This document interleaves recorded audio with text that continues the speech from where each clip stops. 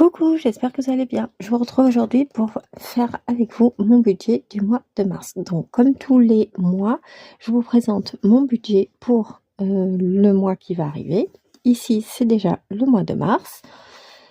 Je vous engage à faire la même chose. Du coup, on prend votre relevé bancaire. Vous notez tout ce qui est les charges qui vont passer ici sur le compte. Moi, j'ai la banque, l'EDF, l'eau, la mutuelle, les téléphones portables, l'assurance voiture et maison, Internet, Netflix, les impôts et l'école.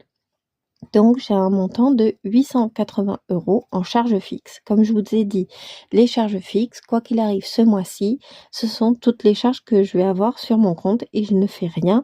C'est vraiment des charges qui vont, des prélèvements qui se font tout au cours du mois.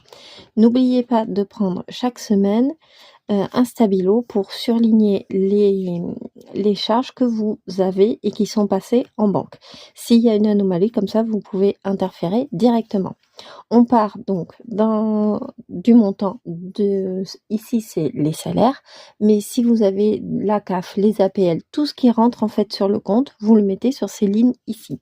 Moi, vous vous souvenez que j'avais eu un virement de 2093 € imprévu, je vais devoir les rendre, donc je me mets que j'ai à les rendre. Ça n'impacte pas évidemment les salaires que je vais toucher là au mois de mars, mais à me mettre de côté. Donc je le mets ici sur ma fiche. Ensuite, je passe à tout ce qui est les besoins. Les besoins, c'est là où je vais avoir mes enveloppes. Donc, courses, je vous ai écouté et ce mois-ci, je vais faire uniquement des drives pour contrôler mes courses et mon budget courses parce que ce mois-ci, je ne l'ai pas du tout contrôlé. L'essence, je fais 100 sur mon compte Boursorama et 100 dans les enveloppes. Shopping, resto, marché, boulangerie, loto. Les divers, 50 €. Les défis, ce que je retire pour mettre dans mes enveloppes défis. L'argent de poche et les cigarettes. Je suis à 1270 €.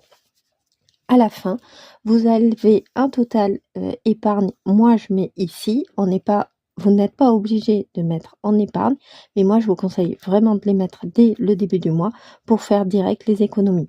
Si je laisse ces sous sur le compte, c'est sûr que je vais les utiliser à droite et à gauche.